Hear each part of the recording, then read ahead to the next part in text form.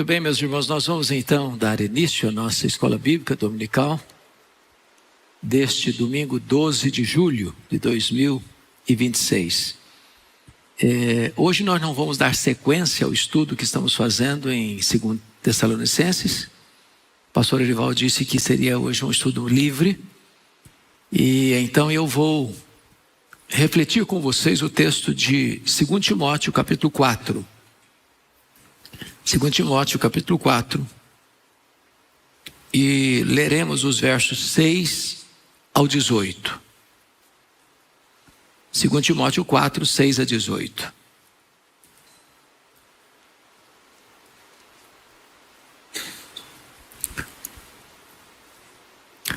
Antes da leitura desse texto, é bom recordar algumas coisas. Primeiro,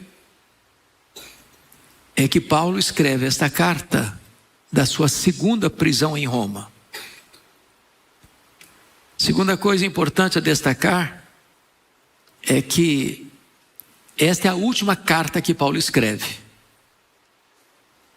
E Paulo escreve esta carta já no corredor da morte, na antessala do martírio, aguardando o dia da sua execução.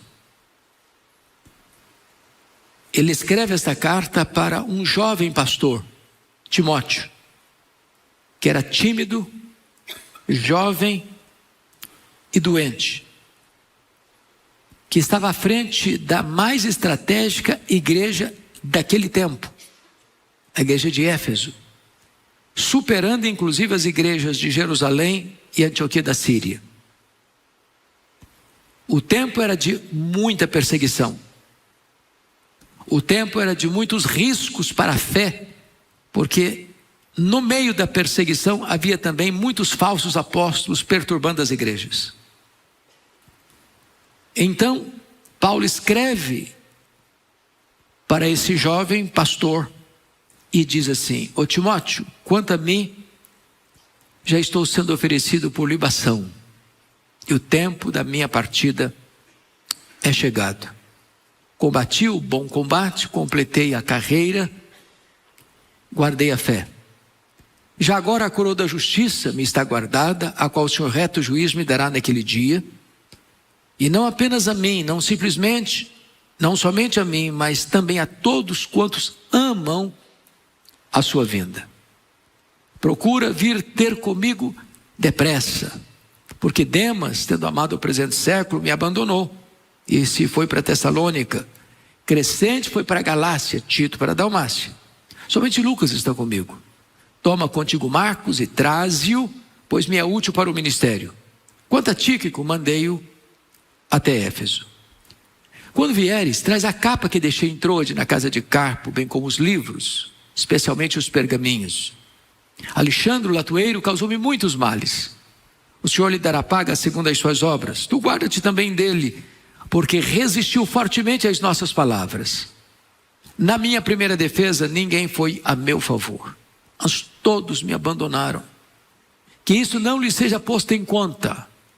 Mas o Senhor me assistiu e me revestiu de forças, para que por meu intermédio a pregação fosse plenamente cumprida, e todos os gentios ouvissem, e fui libertado da boca do leão. O Senhor me livrará também de toda obra maligna, e me levará salvo para o seu reino celestial. A ele glória pelos séculos dos séculos. Amém. Bom, todos vocês sabem que Paulo esteve preso em Roma 2 vezes. Na primeira prisão, por volta dos anos 61, 62. Na segunda prisão, por volta dos anos 66, 67. Na primeira prisão, quem orquestrava contra Paulo para prendê-lo e até matá-lo eram os seus irmãos, os judeus. Na segunda prisão, quem orquestrava contra ele era a pesada máquina do Império Romano. Na primeira prisão, Paulo foi preso com certas regalias, porque ele estava numa casa alugada, ele podia até receber pessoas. Mas na segunda prisão, ele foi lançado numa masmorra, úmida, fria, insalubre, de onde as pessoas saíam leprosas ou para o martírio, a masmorra Mamertina em Roma. Na primeira prisão, Paulo foi preso por ser um pregador, por ser um apóstolo. Na segunda prisão, Paulo foi preso, acusado de ser um malfeitor, um criminoso. Uma palavra bem chula nossa, um bandido. Na primeira prisão, Paulo orou para sair, pediu oração para sair e saiu. Na segunda prisão, Paulo não ora para sair, nem pede oração para sair. Aliás, na segunda prisão, ele foi sentenciado à pena de morte. Por ser cidadão romano, não recebeu a penalidade que Pedro recebeu, crucificação. Mas ele foi degolado. Talvez você pergunte assim: por que Paulo foi preso pela segunda vez em Roma? E a resposta é: no dia 17 de julho do ano 64, o então imperador Nero, que já governava em Roma 10 anos, e sendo um homem devasso e ao mesmo tempo violento, a ponto de matar sua própria mãe, esse homem incendeia criminosamente a cidade de Roma, porque queria construir uma Roma mais bela. E sobe para o alto da torre de Mecenas, vestido de ator, tangendo a sua lira, assistindo de lá o espetáculo horrendo das chamas. Foram 7 noites e 6 dias de incêndio, de 17 de julho a 24 de julho do ano 64. Quando o incêndio acabou, a cidade de Roma estava devastada. Mas curiosamente, dos 14 bairros de Roma, 10 deles foram muito fortemente atingidos, mas 4 nem tanto. E, curiosamente, os 4 bairros que não foram tão atingidos, densamente povoados de judeus e cristãos, dão a Nero um alibi para botar a culpa do incêndio de Roma nos cristãos. E começa um verdadeiro massacre. Faltou madeira para fazer cruz, tamanha quantidade de crentes crucificados. Depois os crentes eram queimados vivos. Mais tarde, a partir do ano 70, quando no governo de Vespasiano foi inaugurado o Coliseu Romano, os crentes eram jogados nas arenas, para os cães morderem, para os touros pisarem, para os leões esfaimados da Líbia devorarem. Um verdadeiro massacre. A essas alturas, Paulo já era o grande líder do cristianismo no Ocidente. E aí começa a ser procurado, caçado, até que botam a mão nele, talvez em Trode, na casa de Carpo. Não deu sequer para pegar seus objetos pessoais, os seus livros. E agora ele é lançado na masmorra Mamertina em Roma, de onde escreve essa carta. Talvez ainda você pergunte: que efeitos colaterais essa segunda prisão de Roma produziu na vida dele? Quais foram as consequências, os desdobramentos dessa prisão? Paulo nos ajuda a entender isso melhor na carta. Então, com a Bíblia aberta comigo, veja aí capítulo 2, versículo 9. Ele diz assim para Timóteo: o Evangelho, Timóteo, pelo Evangelho, porque a palavra Evangelho aparece no verso 8 aí, em conexão. Pelo Evangelho, eu estou sofrendo até algemas como malfeitor. Eu queria que vocês parassem um pouquinho para pensar nisso aqui. Qual é o grande patrimônio de um homem de Deus, de uma mulher de Deus? É o seu nome. E agora Paulo está preso, acusado de ser um malfeitor, um bandido, um criminoso. Pense comigo nos reflexos disso, nas reverberações disto.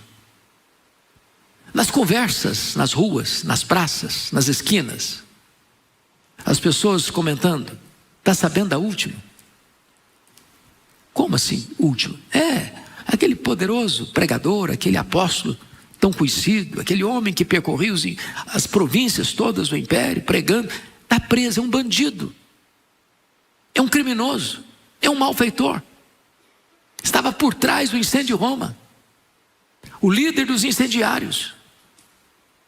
Nós chamamos isso aqui no Brasil de assassinato de reputação. Estão maculando a honra dele, estão manchando o nome dele, conspurcando o testemunho dele. O que você acha que isso produziu emocionalmente no coração desse homem? Quando ele tinha autoridade para dizer: sede meus imitadores, como eu sou imitador de Cristo. Mas há um segundo efeito colateral. Olha comigo o capítulo 1, versículo 15. Ele diz assim para Timóteo: Timóteo, estais ciente de que todos os da Ásia me abandonaram. Frise a expressão todos, não alguns, não muitos, não a maioria, mas todos os da Ásia me abandonaram. E a pergunta é: quem são esses da Ásia? A quem ele se refere? Obviamente, aos seus filhos na fé, oriundos da província da Ásia Menor, ou seja, os crentes de Éfeso, onde ele passou 3 anos plantando a igreja, onde aconteceu um grande despertamento espiritual, onde a idolatria recua, onde a feitiçaria recua, onde a palavra de Deus prevalece, de onde igrejas são plantadas nas cidades satélites de Esmirna, Pérgamo, Tiatira, Sardes, Filadélfia, Laodiceia, Colossos e Herápolis. E por que esses da Ásia o abandonaram? Com medo das consequências. Se acovardaram. Não tiveram coragem de dizer: este homem não é bandido, este homem não é criminoso, este homem não é malfeitor. E abandonaram Paulo, a sua própria sorte. Agora, imagine você os efeitos emocionais que se poderia ter produzido no coração do apóstolo, velho apóstolo. De gente que ele ganhou para Cristo, de gente a quem ele abençoou, pregou, ensinou, discipulou. E agora estas pessoas abandonam Paulo à sua própria sorte. Isso não é simples, isso não é fácil, ser abandonado por alguém que você ajudou, abandonado quando você mais precisa de ajuda, abandonado no final da vida. Mas tem um terceiro efeito colateral. Olha comigo o capítulo 4, verso 16. Ele diz assim: Timóteo, na minha primeira defesa, ninguém foi a meu favor, mas todos me abandonaram. O que está acontecendo aqui? Vocês muito bem sabem que se estuda o direito romano ainda hoje nas melhores universidades do mundo, em curso de direito. Mesmo Paulo sendo acusado de um crime tão grave, ser o líder dos incendiários de Roma e ser preso como malfeitor, ele teve direito de defesa. Marcar uma audiência para ouvir as suas testemunhas, que ele chama aqui de primeira defesa. E eu imagino que Paulo deve ter ido para aquela audiência com forte expectativa de que haveria lá gente para defendê-lo, para dizer que ele era inocente. E para surpresa de Paulo, ao chegar na audiência, ele diz: ninguém foi a meu favor. Não porque estivessem convencidos de que Paulo era culpado, mas porque se acovardaram. E ele diz: todos me abandonaram. Não só não foram a meu favor, como me abandonaram. E em virtude disso, ele é julgado, ele é condenado à pena de morte. Em face desse pano de fundo, desse cenário, eu pergunto a vocês: como é que está esse homem? Já velho, maior pregador, maior apóstolo, maior missionário, maior plantador de igrejas da história do cristianismo, maior teólogo do cristianismo. está velho, abandonado, acusado de um crime que não praticou, deixado de lado por as pessoas que o conheciam, foram frutos do seu ministério, agora condenado à pena de morte, no corredor da morte. Como é que esse camarada se sente? Como é que você se sentiria? Vista-se com a pele dele, deixe que o coração dele bate em seu peito. Como é que você reagiria? Talvez revolta? Amargura? Ou você, como um caracol, se infiltraria dentro de você mesmo? Se recolheria cheio de mágoa? Como é que você reagiria? A pergunta que eu trago aqui é esta: o que é que um homem nessa circunstância ainda tem a ensinar ou a encorajar outras pessoas? E eu gostaria então de, à luz do texto lido, extrair dele algumas lições para nós. Que conselhos Paulo está dando para o jovem Timóteo?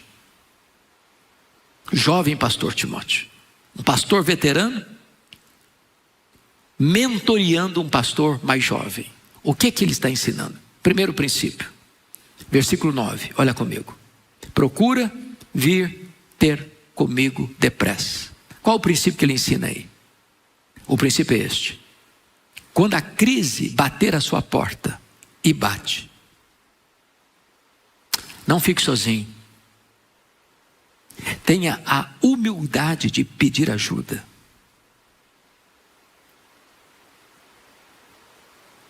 Gente precisa de Deus, mas gente precisa de gente. Quando a crise bate a nossa porta, a solidão é uma péssima companhia. Todos nós, meus irmãos, precisamos de um ombro amigo, de alguém com quem repartir nossas dores, dividir nossas cargas.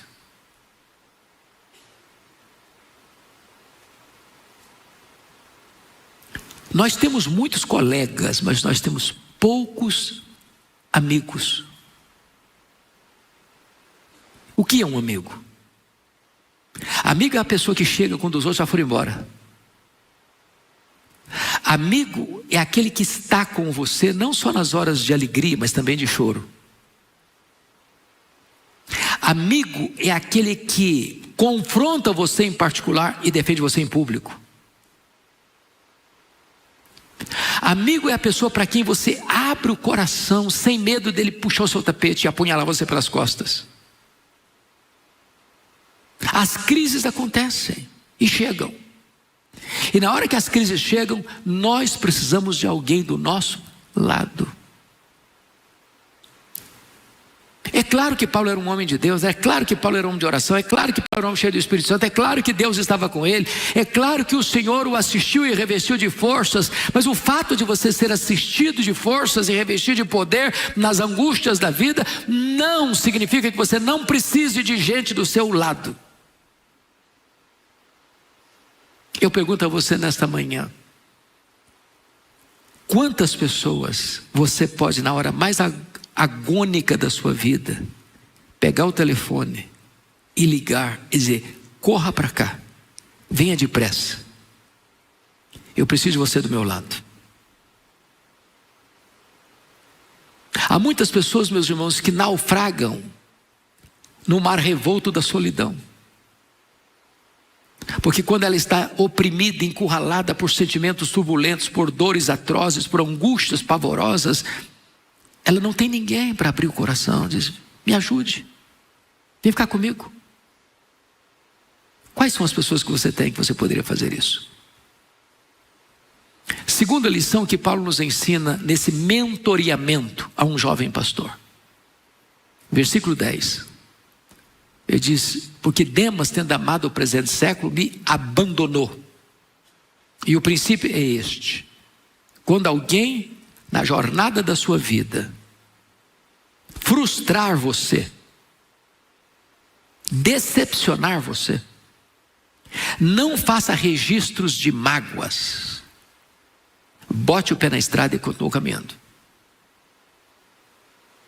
O que eu vou lhes dizer agora não é uma hipótese, nem uma mera possibilidade. É um fato incontroverso. E o fato é este: as pessoas vão nos decepcionar. E nós vamos decepcionar as pessoas. Por quê? Porque nós não somos uma pessoa perfeita. Não viemos de uma família perfeita. Não constituímos uma família perfeita. Não convivemos com gente perfeita. Não frequentamos uma igreja perfeita. Logo, mais hoje ou mais amanhã, nós vamos ter motivos de queixa uns contra os outros. Isso não é se, é quando.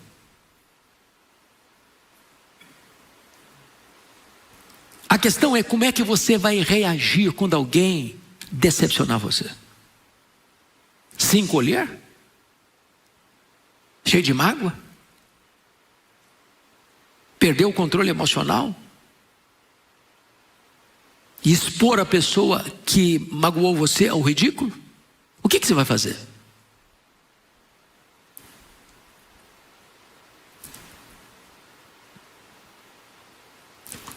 Permita-me dizer isso. Você não administra o que as pessoas fazem com você, mas você administra o sentimento que você vai ter em relação a essa pessoa. Viktor Frankl, no seu livro Em Busca de Sentido, o pai da logoterapia, um judeu que ficou preso no campo de concentração nazista e sobreviveu, escreve assim: a única coisa que ninguém pode tomar de você é o direito que você tem de fazer as suas escolhas. Você não terceiriza as suas decisões. Se a pessoa fala mal de você, você fala bem dela. Se ela persegue você, você ora por ela. Se ela maldiz você, você bendiz a ela. Se ela, na linguagem de Jesus, te fere uma face, dê a outra também. Se ela te força a ir uma milha, vai 2. Se ela quer pegar a sua túnica, dê a capa também. Sabe o que significa isso, irmãos? É reação transcendental. Às vezes nós achamos que tudo na vida é ação. Ação é muito fácil. Você convive 20 anos com o seu vizinho de apartamento, porta com porta, e trata bem, ele trata bem você, bom dia, boa tarde, boa noite e tal. É uma maravilha. E o dia que ele ferir você? No dia que ele insultar você? No dia que ele gritar com você? Qual vai ser a sua reação? Cristianismo não tem apenas a ver com ação, tem a ver sobretudo com reação.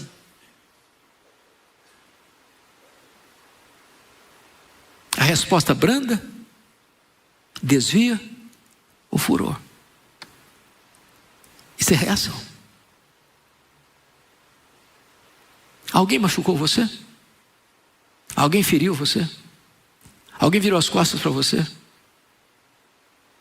Algum dia da vida você se sentiu assim, machucado, ferido, abandonado por alguém que caminhou com você, alguém a quem você ajudou e de repente não tem gratidão no coração, não tem nenhuma postura de dar amor, porque você entregou amor para ela?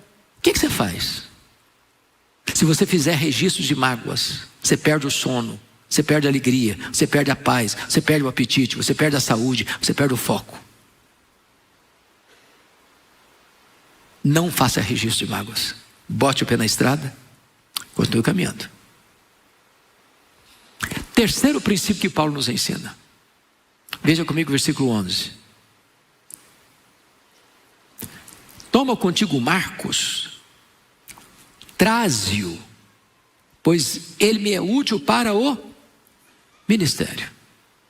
E o princípio que Paulo está nos ensinando aqui é este: na jornada da sua vida, se algum dia você se lembrar que você foi duro demais, tóxico demais, pesado demais com alguém, volta lá, peça perdão e restaure esse relacionamento.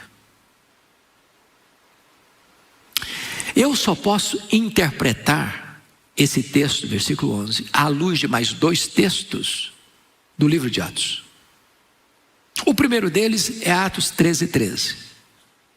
Esse jovem Marcos aí é o João Marcos, primo do Barnabé, que foi auxiliar dos 2 missionários quando saíram de Antioquia da Síria.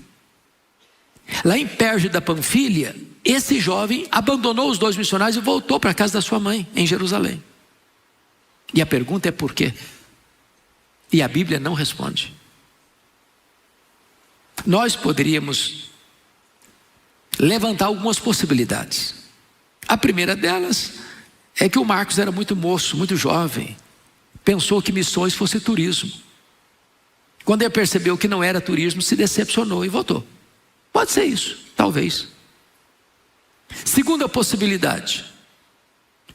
Quando saíram de Antioquia da Síria, lembrem vocês que o líder da caravana era o Barnabé, o primo dele. Está escrito lá em Atos que o Espírito Santo mandou separar Barnabé e Saulo, e não Saulo e Barnabé. Para usar uma linguagem conciliar presbiteriana, o primeiro nome da lista é o relator da comissão. O Barnabé era o relator, o Barnabé era o líder. Mas em Pafos, com aquela questão lá do procônsul Sérgio Paulo, o Paulo, cheio do Espírito Santo, disse ao mágico Elimas: ó servo do diabo, até quando perverterás os retos caminhos de Deus? Pois ficarás cego. E o mágico fica cego, os olhos do governador se abrem e ele é convertido. E a partir dali, diz a Bíblia, que Paulo deixa de usar o seu nome judaico, Saulo, para usar o seu nome romano, Paulo, e vai se tornar o grande líder. Acho que o João Marcos deve ter pensado assim, talvez. Sob a liderança do meu primo eu tinha coragem de ir, mas a liderança desse cara aqui eu não vou não. E voltou. A terceira possibilidade, eu acho que é mais forte do que as outras 2 mencionadas, é que Gálatas 4 nos informa que Paulo pregou o evangelho pela primeira vez na Galácia por causa de uma enfermidade física. Quando eu falo Galácia, eu estou falando da Galácia do Sul, que é Antioquia da Pisídia, Icônio, Derbe e Listra. Portanto, primeira viagem missionária de Paulo. Não consta que Paulo tenha saído de Antioquia da Síria doente, mas consta que ele chegou na Galácia doente, fisicamente. A pergunta é: que enfermidade era essa? E quando ele contraiu essa enfermidade? Bom, quando ele contraiu, certamente no caminho, no percurso de Antioquia da Síria à Galácia. Como o jovem João Marcos abandona os missionários em Perge da Panfilha, é provável que ele tenha contraído essa doença em Perge da Panfilha. E por quê? Porque Perge da Panfilha é uma região alagadiça, pantanosa, com muita incidência de malária. E provavelmente Paulo pega uma malária aqui. Talvez, não é possível afirmar categoricamente, talvez, e eu sou inclinado a crer nisso, a enfermidade de Paulo tinha a ver com a visão. Por quê? Porque quando Paulo chega na Galácia, os crentes da Galácia, se possível, teriam arrancado os próprios olhos para dá-los a Paulo. Essa expressão não faz sentido se Paulo não tivesse um problema visual. Talvez também por isso Paulo precisasse de um secretário para escrever suas cartas. Vocês sabem disso, que ele usava secretários para escrever as cartas. Talvez por isso, no final de algumas cartas, ele pega a pena e diz: de próprio punho eu vos escrevo a saudação. Veja com que grandes letras eu vos escrevo. Talvez por isso ele olhou para o sumo sacerdote de Jerusalém e chamou de parede branqueada, porque via tudo lusco-fusco. É provável, portanto, que o espinho na carne de Paulo, mensageiro de Satanás para lhe esbofetear, seja exatamente essa enfermidade física.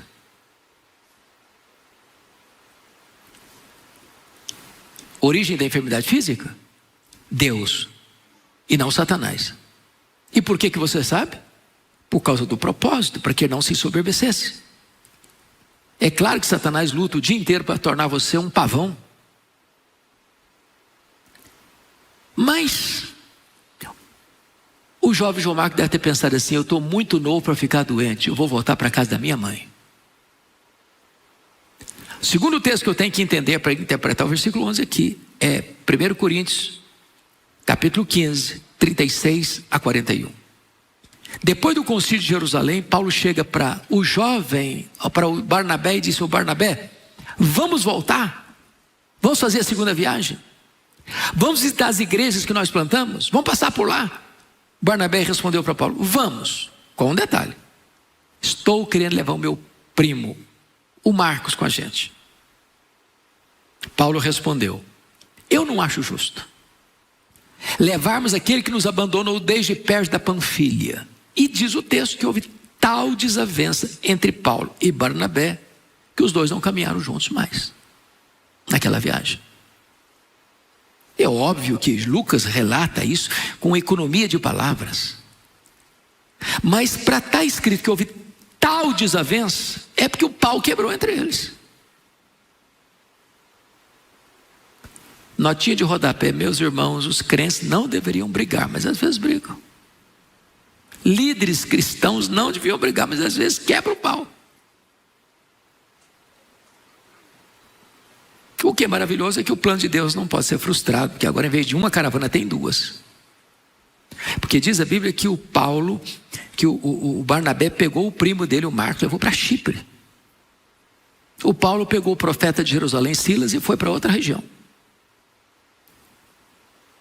Agora, pense comigo uma coisa.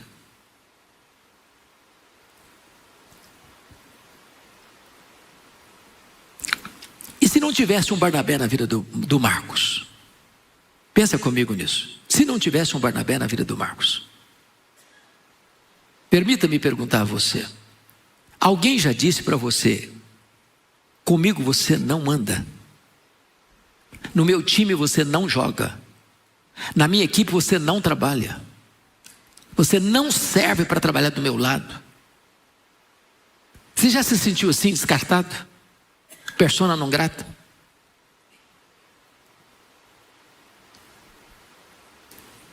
O Barnabé investiu no Marcos. Mais tarde o Pedro discipulou o Marcos, e o Marcos foi poderosamente usado nas mãos de Deus. O primeiro evangelho a ser escrito não foi Mateus, foi Marcos. E agora Paulo, já no final da vida, já lá na masmorra onde vai ser degolado, está escrevendo a sua carta a Timóteo, lembrou do Marcos e disse: o Timóteo, meu filho, quando você vier, traz o Marcos aí com você, ele me é útil para o ministério. Sabe o que Paulo está nos ensinando aqui? Você nunca é tão grande como quando você é humilde. Ele está nos ensinando que você não perde a sua autoridade espiritual por reconhecer um erro e pedir perdão. Paulo está nos recomendando aqui que você não pode estar preparado nem para viver, nem para morrer, deixando pessoas feridas pela estrada da sua vida. Paulo está nos ensinando que nós precisamos construir pontes de reconciliação, onde um dia nós cavamos abismos de mágoas.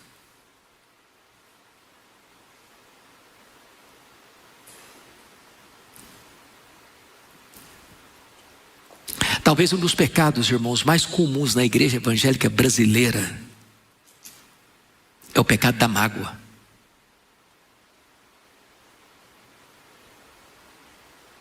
Quem esteve no culto das 8, eu estava falando da igreja de Corinto. Eu sou de Paulo, eu sou de Apolo, eu sou de Cefas, eu sou de Cristo.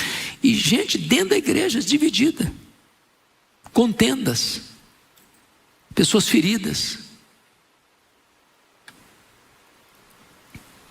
Então eu não sei se algum dia na sua vida, na sua história, você machucou alguém, você foi pesado demais com alguém, você falou duro demais com alguém, você alijou alguém da sua vida.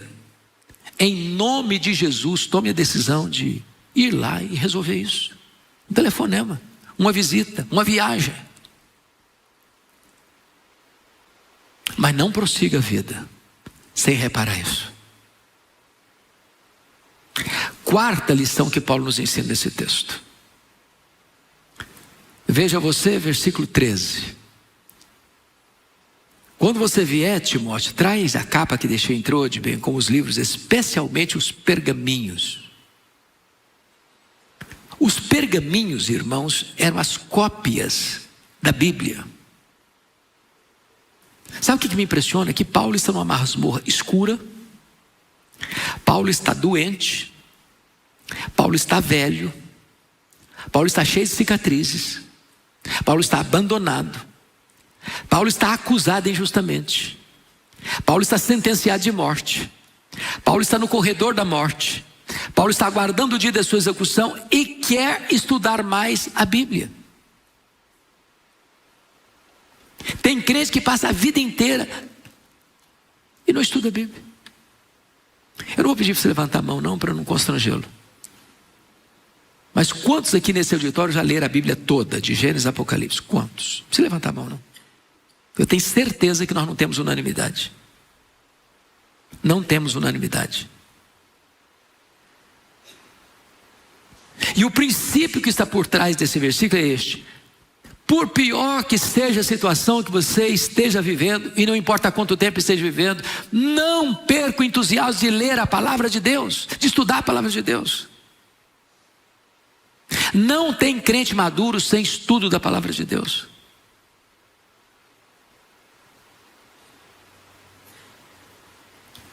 No século da comunicação, da acessibilidade à informação, onde, irmãos, nós temos Bíblia de todo jeito, de várias versões, de estudos os mais variados, de crianças, de adolescentes, de jovens, de casais, de empresários, de empregados, e disso, daqui, daquilo outro, e nós estamos vivendo uma geração de analfabetos da Bíblia. Analfabetos da Bíblia.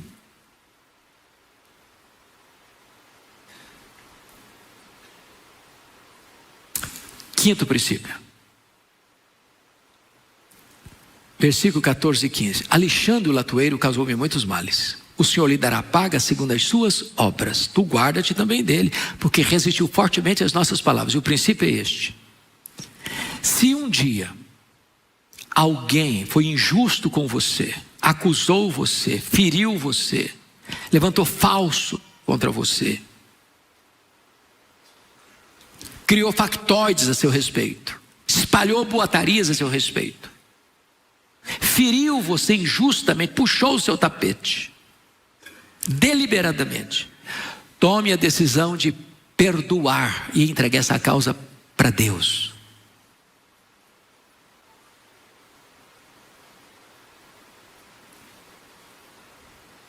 Ou essas coisas não acontecem mais hoje? Qual é a reação natural do ser humano quando alguém nos dá um tapa? É dar outro, de volta. É dar o troco, é pagar na mesma moeda. É revidar, é se vingar, não é isso?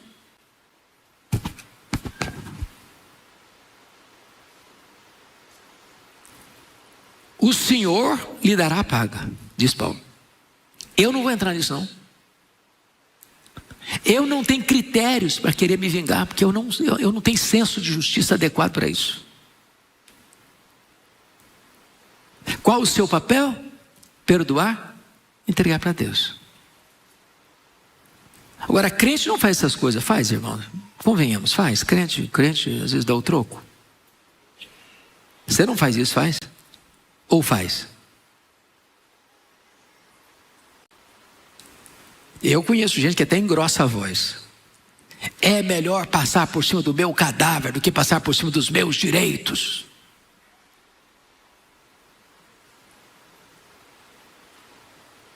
Irmãos, o perdão não é uma opção na vida de um crente, é uma necessidade. E você só perdoa quem te fez mal, porque se alguém não fez mal para você, você não tem por que perdoar. Perdoar para quê? Perdoar de quê? E a pergunta é: perdoar até quando? Até quanto? Não importa o que a pessoa nos fez, a Bíblia diz que eu devo perdoar assim como Deus em Cristo me perdoou. E a pergunta é: quanto Deus me perdoou? Qual era o tamanho da sua dívida? Impagável. E Deus perdoou completamente. E assim eu devo perdoar quem me machucou, quem me feriu, quem me ofendeu. Até porque ninguém entra no céu sem ser perdoado, e ninguém é perdoado sem dar perdão. Perdoa-nos as nossas dívidas, assim como nós perdoamos aos nossos devedores. Notinha de rodapé, porque sempre que a gente vai fazer essa oração, a gente faz errado. Perdoa as nossas dívidas. Não está escrito perdoa as nossas dívidas. Está escrito isso na sua Bíblia? Perdoa as nossas dívidas? Não. Perdoa-nos. É Deus quem nos perdoa. Perdoa-nos as nossas dívidas. Então, se você é crente, você perdoa. Porque se você não perdoa, você não é crente. Eu não posso ser crente e não perdoar. Eu não posso entrar no céu sem perdoar, porque se eu não perdoo, eu não sou perdoado. Agora eu vou imitar meu pastor Arival. Vocês estão entendendo o que eu estou falando?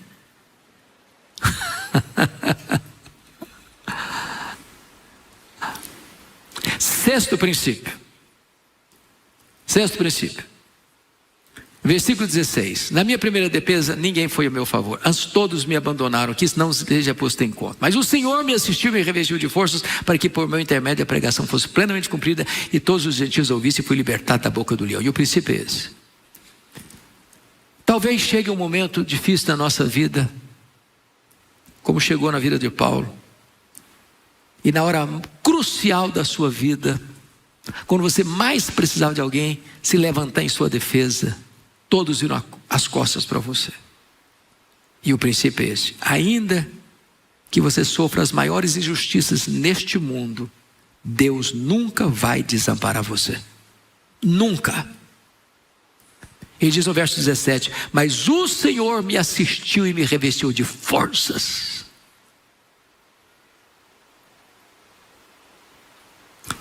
Tem hora que a gente fraqueja, né? Tem hora que a gente diz: meu Deus, eu não vou aguentar não. Tem hora que você diz: meu Deus, eu estou sofrendo demais. Tem hora que você diz: meu Senhor, mas a onda que está vindo contra mim é grande demais. Mas o Senhor promete assistir você e revestir você de forças. Fica firme aí. Fica firme. Deus não desampara você. Deus está do seu lado. O que me impressiona com Paulo é que mesmo naquela circunstância de antessala do martírio, o que está na cabeça dele? O que preocupa ele? É que o evangelho seja ouvido. É que a palavra de Deus prevaleça. Nós estamos vivendo uma geração que valoriza mais o evangelista do que o evangelho, mais o pregador do que a pregação, mais o obreiro do que a obra. E na verdade o que importa é o evangelho, porque o evangelista vem e vai, morre e passa, e o evangelho permanece e continua.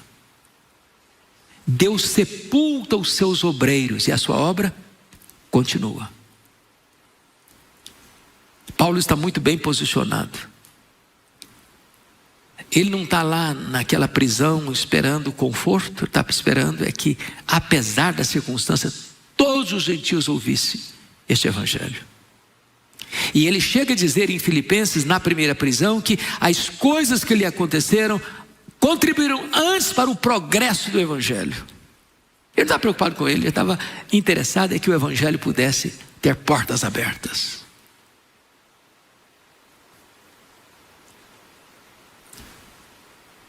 Penúltimo princípio. Veja comigo o versículo 21. Paulo diz assim: apressa-te a vir antes do inverno. E eu gosto dessa expressão, meus irmãos, porque ela explica o verso 9. Procura vir ter comigo depressa. E a palavra depressa, ela é lata, ela é abrangente. Ela não é específica. O que é depressa? Depende. O contexto, não é verdade? Pode ser um dia, pode ser uma semana, pode ser um mês, pode ser um ano, eu não sei o que é. Depende. Mas ele coloca como que um pós-scriptum, depois de ter encerrado a carta no verso 18, dando um amém de encerramento, ele para um pouquinho e diz: ô Timóteo, deixa eu falar uma coisa. Quando eu disse para você vir ter comigo depressa, eu quis dizer, venha antes do inverno. E por que ele fala isso? Porque vocês sabem que no inverno não se navegava com segurança. As embarcações não eram tão robustas como são hoje. É por isso que em Atos 27 ocorre um naufrágio, porque Paulo disse para o comandante, para o capitão, falou: não é seguro sair, não é seguro. Vai ter risco de naufrágio, vai ter risco de perder a carga do navio, o trigo, é risco de vida. O camarada não escutou Paulo e enfrentaram o naufrágio, perderam o navio, perderam a carga de trigo, e só não perderam as vidas porque Deus entrou na história para preservar a vida das pessoas. Então quando Paulo diz assim, procura vir ter comigo depressa, o que ele está dizendo? Venha antes do inverno, porque se você deixar os 3 meses de inverno passarem para você vir, nem precisa vir mais, já terei sido executado. Então qual é o princípio? O princípio é este: há coisas na vida que ou você faz hoje, ou nunca mais você vai ter chance de fazê-lo. Oportunidades passam.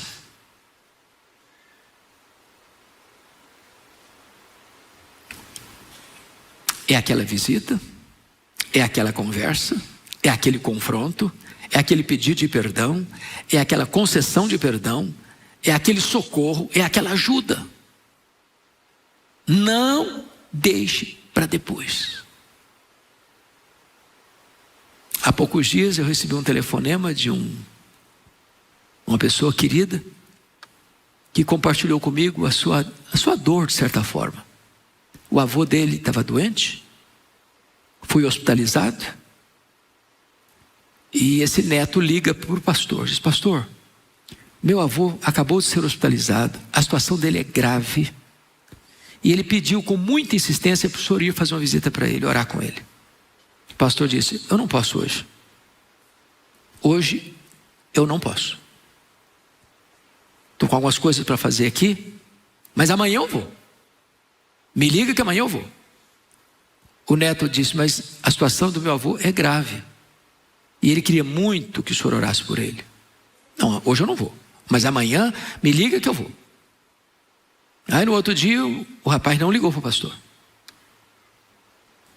Aí foi lá para meio-dia, o pastor não ligou. E aí, me fala, e o seu avô, como é que está? Qual hospital que ele está? Qual quarto que ele está? Não, pastor, pode ficar tranquilo, não precisa vir não, ele já faleceu.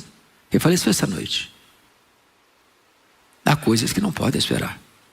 Ou você faz hoje, ou vai sentir a dor do remorso amanhã.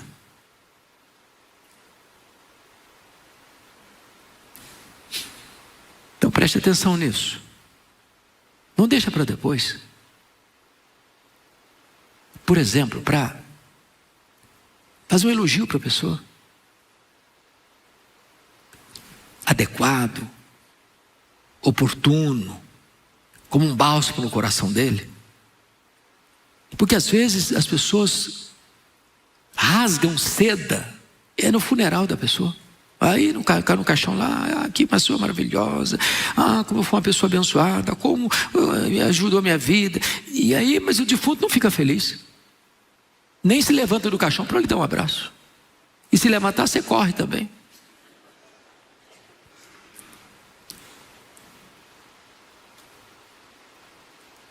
Você já viu pessoas, quantas coroas de flores você encontra no funeral? É muita flor, não? E ninguém manda um pedacinho de flor, não. Manda uma coroa grandona. Faz sentido isso? Às vezes aquela pessoa nunca recebeu um buquê de flores em vida. Aí depois que morre, aquele monte de flor. Porque às vezes a voz do remorso é maior que a voz da gratidão. Então não espere a pessoa morrer para mandar flor, não. Manda em vida. Porque se você não fizer no tempo certo, depois não adianta mais. Então tem que vir antes do inverno. Espera o inverno passar, não adianta mais vir, não. Então, como a mensagem é preciso ter explicação e aplicação, eu quero fazer um desafio aqui. Pense em alguém que você precisa fazer um telefonema, fazer uma visita. E dizer para ela, em alto e bom som, o que ela significa para você. Já falou isso para sua mãe? Para o seu pai?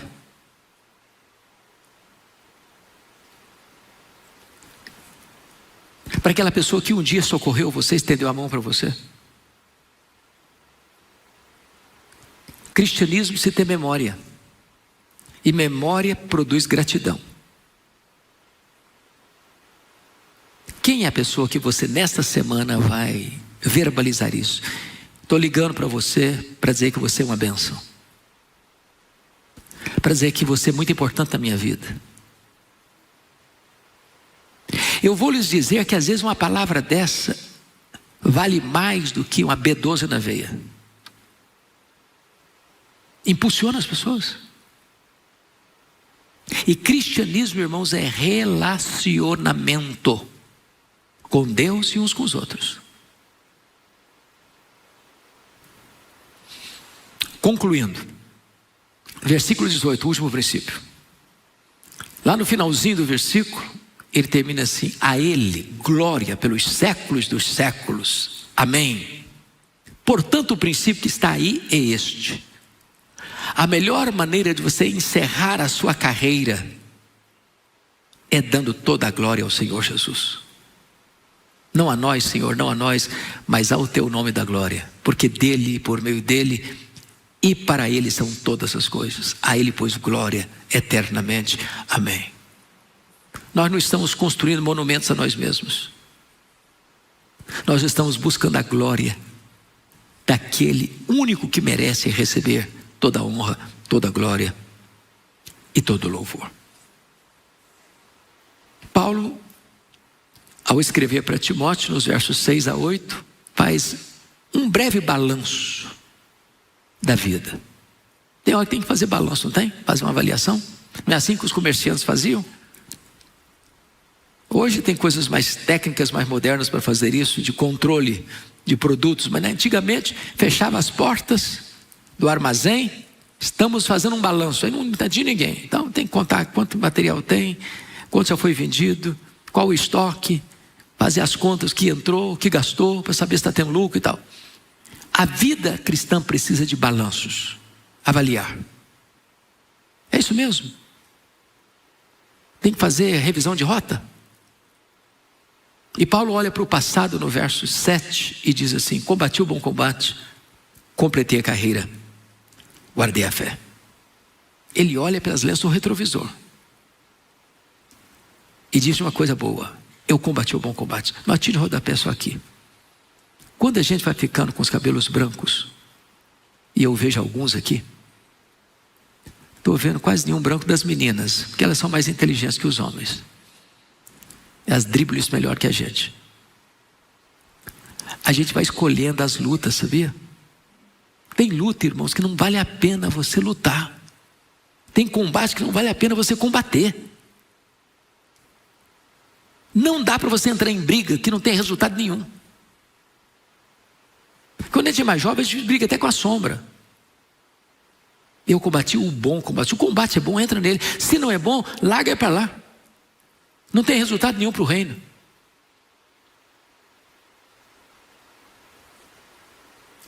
Eu não larguei a obra no meio do caminho, não. Eu completei a carreira. Eu não negociei princípios e valores, não. Eu guardei a fé.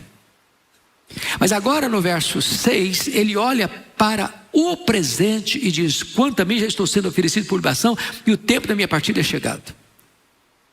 O que ele está dizendo? Roma vai me matar. Mas eu não vou me entregar para Roma, não. Eu não sou prisioneiro de César, não. Eu sou prisioneiro de Cristo. Eu sou embaixador em cadeias. Eu vou me entregar. É para Deus. Eu vou me entregar como sacrifício para Deus, como oferta de libação ao Senhor. E eu nem vou morrer, não. Eu vou partir. Que partir é um eufemismo para a morte. Para encontrar meu Senhor. E no verso 8 ele avalia o futuro. Diz: agora a coroa da justiça me está guardada, a qual o Senhor reto juiz me dará naquele dia, não apenas a mim, mas a todos quantos amam a sua vinda. O que ele está dizendo? Roma está achando que vai me levar para o lugar de execução. A minha cabeça vai ser tosada. Mas na verdade, o que me importa não é se o juiz de Roma me condenou à morte. O que importa para mim é que o reto juiz já me justificou. E que na verdade vai acontecer é que eu vou receber a coroa da glória. Mudou de perspectiva. Então quando a situação fica meio complicada para você, lembra do Paulo? E em vez de você murmurar e reclamar e se espernear e até ficar como a mulher de Jó, revoltado com Deus, lembra do Paulo? E mesmo nas circunstâncias mais difíceis, encontre motivo para viver e encontre motivo para ajudar outros a viverem. Que Deus nos ajude.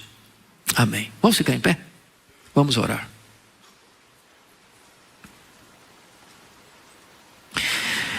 Senhor, nós acabamos de examinar a Tua palavra.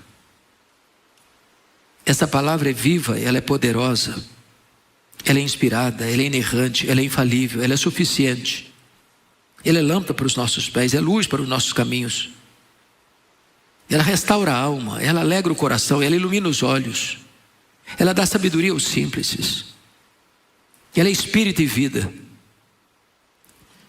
Então Deus aplica essa palavra ao nosso coração nesta manhã e ajuda-nos, a despeito das circunstâncias adversas à nossa volta ou mesmo atingindo a nós, a olharmos para a vida com os teus olhos e em vez de nos entregarmos ao desânimo, ao abatimento, à amargura, nós ainda sejamos vasos de honra nas Suas mãos para abençoar outras pessoas. Guarda o nosso coração do mal e fortalece a nossa vida, em nome de Jesus, amém. Deus abençoe a todos, até daqui a pouquinho então no culto das 11.